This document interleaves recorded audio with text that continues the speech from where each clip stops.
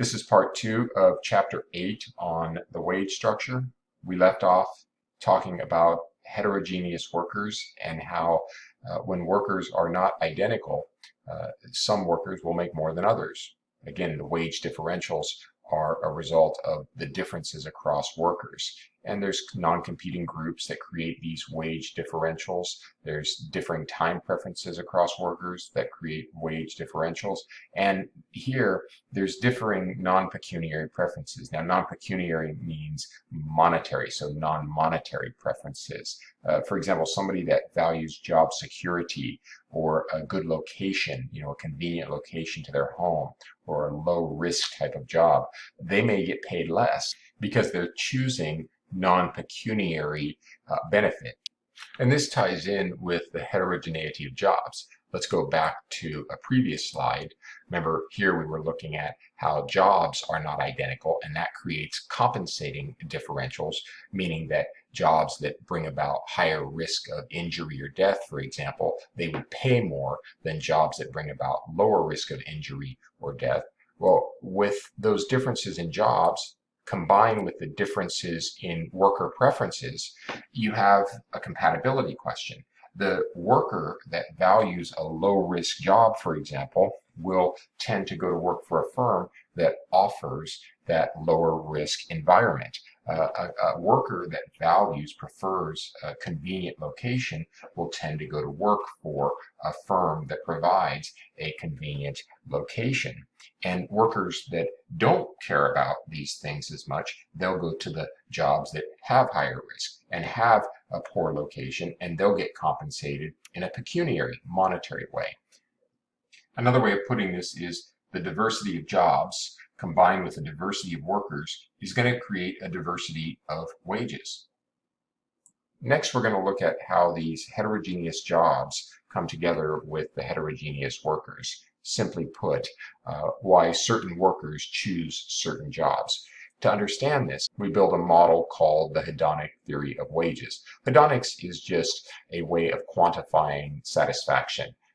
You may have heard the term hedonism. Well, that's pleasure. So hedonics is the quantification of pleasure. And we're going to do this using indifference curves. Recall that with indifference curves, we're looking at the willingness an individual has to trade off two things of value while maintaining a certain level of utility. So the two things of value we're going to look at here is the pecuniary option, which is going to be the wage, the monetary option. That's on our vertical axis. And then the non-pecuniary option, which could be any of those things we talked about. Could be job safety, could be fringe benefits, could be a lot of things, but we'll choose job safety here just to illustrate. And that's something of value as well. So what we then do is look at the trade-off that an individual is willing to make. So for this individual, we have an indifference curve that is downward sloping. We always see that, meaning that at every point on this indifference curve, we know the total utility is fixed, right? It's not changing. So if this person were to be given more job safety moving this way, then we would have to take away wage in order to keep them indifferent. Also note the convex shape, convex meaning bowed inward towards the origin. That implies that we have diminishing marginal utility. So for example, if you start out at a low level of job safety, wage rate is high, then job safety is very valuable because you have so little of it, whereas the monetary wage rate is not as valuable. That means that the slope is steeper here because for each unit of job safety that you get, this person is effectively willing to trade off a lot of wages. But as they get more and more job safety, as we move more down into this area, you'll notice it starts to flatten out, implying they're willing to trade off less wages for what they already have a lot of, job safety. Another thing to think about is the steepness across individuals. So I've modified the curves here to show that you could have an indifference curve that's very steep, or you could have an indifference curve that's much flatter. These might be two different individuals, could also be the same individual at different points in their in their life. We do change our preferences over time. But the steeper curve is a risk-averse person based on the job safety amenity. What does that mean? Well, because this curve here is steeper, it implies that this person is willing to trade off a lot of wages, right, for very little job safety. Right? If you move from one point on the curve, say here to here, you'll notice that they're willing to trade off a lot of wages to get that extra increment of job safety. In contrast, the flatter indifference curve shows somebody that is more risk tolerant. So if we start here, the same person, they're willing to give up less of the wages to get the additional job safety. Another way to think about it is working in the other direction. For the person that's risk averse with the steeper curve, if we start here, if you take away job safety, right, you move this way, you got to give them a lot of money, right? Steep curve, you got to give them much higher wages in order to get them to stay indifferent. Whereas the flatter curve, the person that is more risk tolerant, if you start here and take away job safety, you don't have to raise the wage that much in order to get them to stay indifferent. Okay, so that's the worker's perspective on wages versus this non-wage amenity job safety. Now let's shift over to the firm's perspective. Same kind of axes. You got the wage rate on the vertical and the non-wage amenity job safety on the horizontal. But from the firm's perspective, they're interested in profit. So what we do is we create a ISO profit curve. The ISO profit curve shows the trade-off that the firm is willing to make in terms of providing these benefits. So for the firm, they want to maintain a certain level of profit, and what they'll do is they will give you more safety, but that's going to mean less of a wage rate. Or they'll give you more of a wage rate, but that's going to mean less job safety. So you'll note that the ISO profit curve is downward sloping. By the way, the term ISO means same. So ISO profit means same profit at every point on this curve. Note that it also has a concave shape, meaning the ISO profit curve is bowed out away from the origin, in contrast to our indifference curve, which was convex, bowed in towards the origin. So the concave shape is revealing that there is an increase cost to providing the job safety as we move towards more, which makes sense. You know, the more job safety you provide a person, which job safety essentially means lowering the probability of injury or death. But it becomes harder and harder, and so it becomes much more expensive as you provide more and more of this, which means they would have to decrease wages even more and more as you try to get more job safety. For example, if you're a police officer, we might have a low level of job safety initially and a high wage, but then the police buys bulletproof vests. Well, that is more job safety. We're moving this way, and the wages go down a little bit. Okay, and then maybe they provide teams, 2 people in a car on a call instead of 1. Well, that also provides job safety, but that becomes more expensive, so they got to lower wages even more. To get the job safety up really high for a police officer would be very costly, and consequently, it would mean that wages would have to drop a lot. Also consider how the steepness varies across firms. Some firms may have a steeper ISO profit curve, here represented by P1. Other firms might have a flatter ISO profit curve, here represented by P2. The steeper curve implies higher marginal costs of the non-wage amenity. So this firm here, P1, they would have to incur higher costs and therefore lower wages a lot to get you that job safety. As we move this way, the wage cuts would have to be great to maintain the profits and still provide that job safety. An example of this might be in law enforcement, where it very quickly becomes expensive to lower the probability of getting injured or dying. In contrast, a firm that has a flatter curve has a lower marginal cost of providing the non-wage amenity, in this case, job safety. So you'll notice here, there's much less of a cut in wage that would be necessary to provide that job safety and maintain profits. Maybe this is an accounting firm. For an accounting firm, providing job safety is very inexpensive. They can provide even a high level without having to cut wages a lot.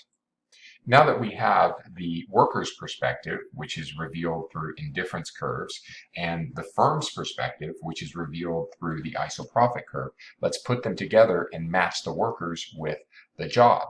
Let's look at firm A in this model and its isoprofit curve, and compare it to firm B in this model and its isoprofit curve. Note that firm A has an isoprofit curve that is flatter than firm B, whose isoprofit curve is steeper. Well, that means that firm A has a lower cost of providing job safety than firm B, which has a higher cost of providing job safety. Maybe firm A is an accounting firm, and maybe firm B is a law enforcement. Now let's shift and look at the workers in these markets. In market A, worker A has an indifference curve that is represented here. And worker B has an indifference curve that's represented here. Note that worker A's indifference curve is steeper than worker B. That implies that worker A is risk averse and worker B is risk tolerant. The next thing to do is look at how these firms and the isoprofit curves come together with the workers and their indifference curve. This is going to occur at a tangency of the indifference curve and the isoprofit curve. Simply put, the firm is always going to want to have the lowest isoprofit curve, because the lower we get, the closer to the origin we get, the less of wages and job safety the firm is having to provide. At the same time, the worker is always going to want to get to the highest indifference curve, because the higher the indifference curve, the more wages and the more job safety they're getting. So you kind of have this tug of war where they end up meeting at their tangency, where the two curves are barely touching but are touching. It's like that's the point where they can both get their maximum outcomes and still have a match. For market A, we're going to see a wage that's low and a high level of job safety. Remember, this was our accounting firm and the low or risk averse worker.